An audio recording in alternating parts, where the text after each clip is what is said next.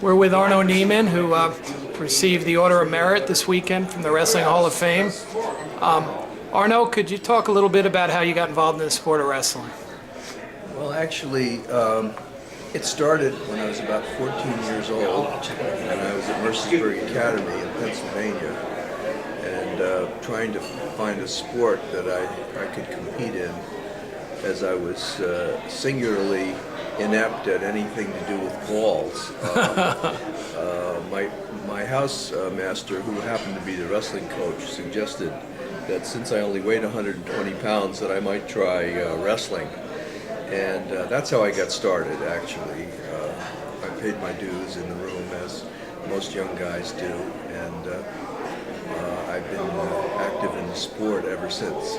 Tell us about the decision to go to Cornell and about wrestling experience at that university. Sure. Well, I graduated from high school in 1952, and I was looking around for a school, an Ivy League school that had a good wrestling team, and someone suggested that I apply to Cornell. I really hadn't thought about it much, and I sent my application in. I was fortunate enough to be accepted, and I wrestled there under Jimmy Miller, who was the coach at the time.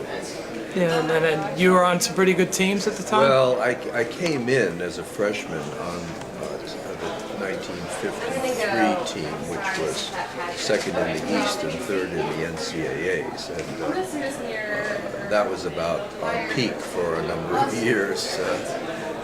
Cornell then had some stronger teams in the late 50s and early 60s. So, finished with college, but stayed involved in the sport of wrestling. Tell us a little bit about how the sport kept you around and why you have a passion for it. Well, I lived in New York City, and I belonged to the New York Athletic Club, and of course I followed the wrestling there to a certain extent, and then eventually drifted back to supporting Cornell University wrestling. I got pretty heavily involved with that, and was helpful with a number of other people in bringing that program back up to a national caliber level. Also, I started a company called Body Bar Systems, which is a fitness product, a weighted fitness bar, and it took me into the health club area. And then USA Wrestling would ask me for some support and suggest I asked them where they needed it the most, and they said that they didn't have any sponsors for the women's program. And so I said I thought that would be a good fit for us, since our product was primarily a women's product used in aerobic studios. So I'm very pleased with the way the women's program has developed in Colorado Springs and elsewhere. Yeah, do you take some pride when you see successes of our women athletes, such as our world champ Clarissa Chan or Olympic medalist Randy Miller, and how the young women are doing with the U.S. program at this point? Absolutely. I think starting with, of course, the Billie Jean King of women's wrestling, in my opinion, is Trish Saunders, starting with her, and then going on to Patricia Miranda, whose credentials are impeccable, and then on through to Clarissa. I think it's just marvelous to watch these young women progress in the sport, and it certainly is competitive at the international level with the Japanese and the Russians and so on. Talk a little bit about the strength of the program at Cornell now. I know that they had a very strong team this year and were nationally competitive all season long. Everyone expected great things from the team, and in the day that may not have been expected from a team in the Ivy League competing against programs that are fully scholarshiped and have a lot of other advantages. Well, we've come a long way. This sort of standing joke amongst Cornellians is that we're kind of an overnight sensation, 30 years in the making. We worked a long time on this to bring this all back into focus, and we were very fortunate in having a really sympathetic president and sympathetic athletic director, as well as an outstanding coach. And of course, it didn't hurt any that we got this freestanding facility, which we think is one of the best in the country, along with two-time national champion Travis Lee, which gave us a lot of national exposure. Young kids really respond to that kind of thing. And we have outstanding assistant coaches as well.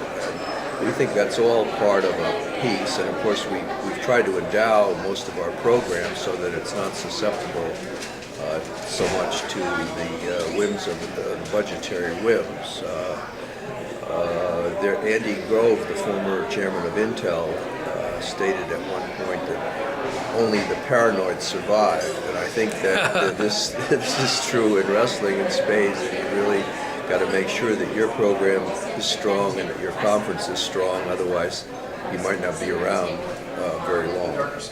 Now, you've done a little bit of writing about the sport of wrestling. Tell us a little bit about the experience of putting down some of the history of wrestling.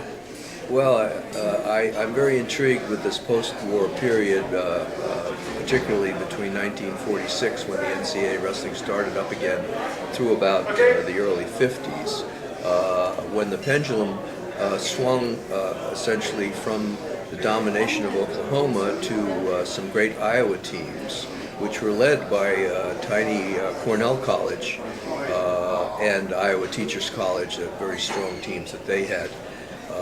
And they had, of course, outstanding coaches in Paul Scott and Dave McCuskey. And some of the greatest wrestlers in the history of the sport participated during that period. Of course, this period is informed by the Great Depression and World War II, and the GI Bill plays heavily into it. In the 50s, of course, the big schools took over, and now in Iowa, of course, Iowa and Iowa State are the big rivals. But in those days, it was actually Cornell College and Iowa Teachers College that had the really outstanding programs.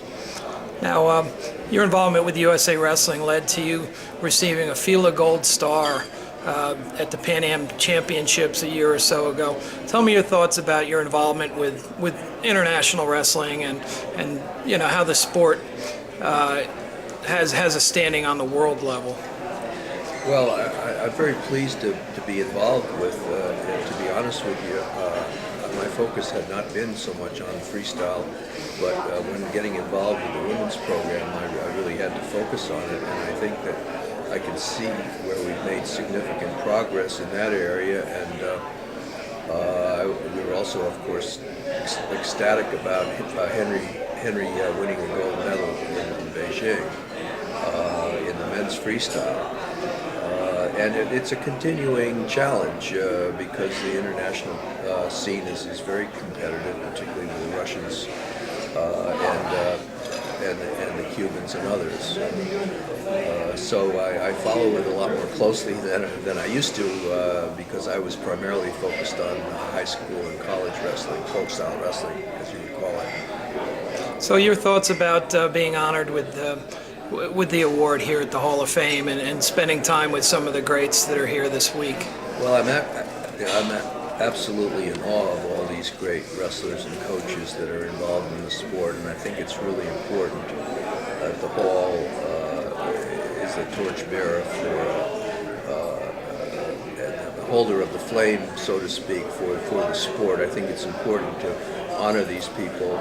I myself am very flattered to receive this Order of the Merit Award, especially following Richard Small, one of my heroes, who has done so much for the sport, and many others in that category, to say nothing of the distinguished members, wrestlers and coaches. Well, we appreciate your time and enjoy the rest of your weekend. Thank you so much, Arno. Thanks, Gary.